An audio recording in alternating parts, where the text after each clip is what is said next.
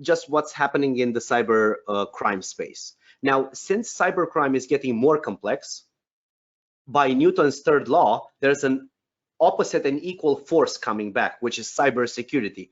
And this is also getting more complex. Now, I don't know if that's a good thing or a bad thing, but basically with cybersecurity right now, let's imagine that this is cybersecurity, this line that I place here.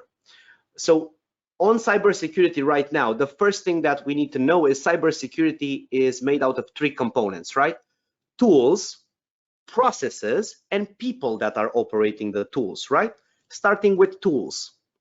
In average, and this is data by Gartner, in average, enterprises use about 45 tools to secure themselves. This is at network level, computer level, password managers, you name it, data loss prevention, everything, antivirus patching, DNS, SIM, SOAR, network intrusion detection and prevention systems, everything. So big, huge companies use about 45, which is tremendous. Medium businesses, around 500 and plus users, up until 2,000 users, they use about 15. And the small businesses from 10 employees up until, I don't know, 100, 150, usually use 5 to 7. And why they use 5 to 7, they would prefer using a bit less, but regulatory compliance now makes them have antivirus, patching, any sort of internet security. Then they also need to have vulnerability scanning, holistic vulnerability scanning for misconfigurations and so on, not just patching. And then they also need to have a SIM by law, like in the UK or in Romania, where me and Dragoș come from. This is by law right now. It's no longer up for debate, unfortunately.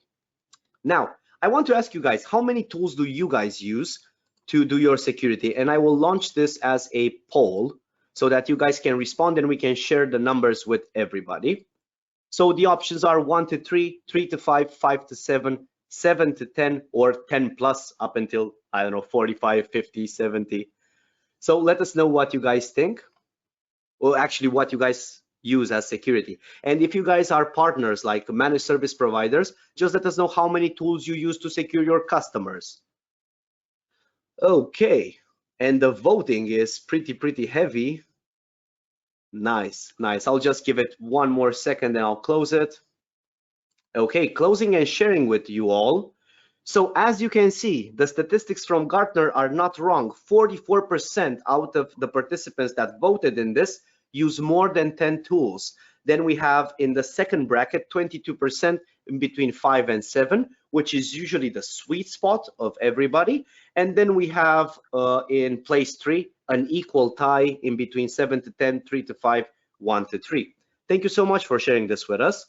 Now coming back to the actual presentation, after tools, the next thing that gets on everybody's mind is the cost, right?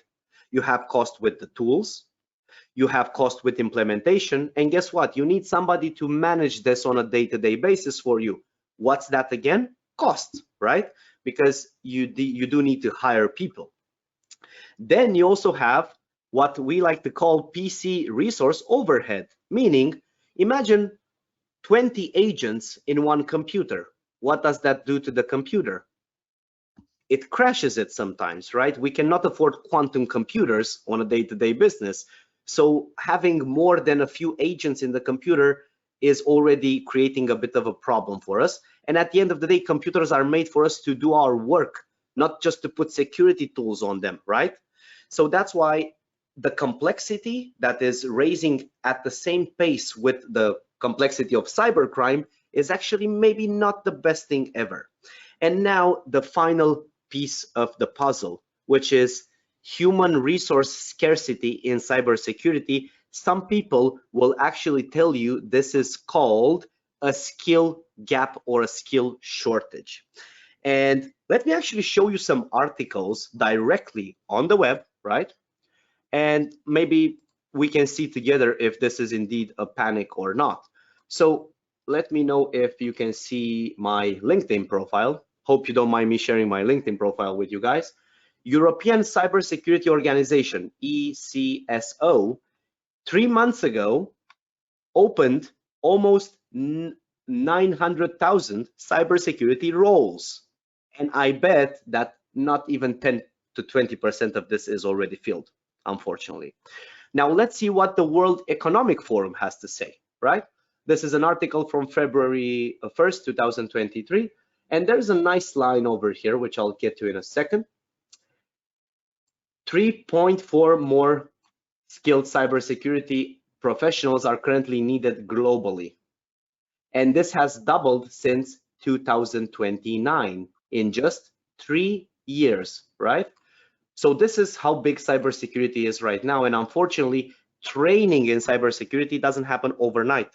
So let's think about it. Why is this important, right?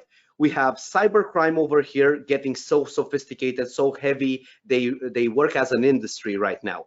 We have cybersecurity matching the complexity, and that means we need more people, more budget to be able to invest in this cybersecurity, right? And then what happens with the cybersecurity budgets? We all know, right? Those are being cut down. What happens that I have a lower budget and I need to hire people, but since there's a scarcity going on, there's a lack of people, those people will ask for what? More money. Can I afford to hire more people? And this is actually a bit of a spiral that if we don't put a stop to it at the point, things are going to go out of control, like the guy that was spinning at the beginning of the webinar, right? The funny icon guy. So basically, if this continues like this, everything will start to shake, and at the point it will fall. And we don't want it to fall. We actually have a problem with that. We want it to still be active and secure us. So with that being said, MXDR, alongside, of course, unified cybersecurity, is one of the solutions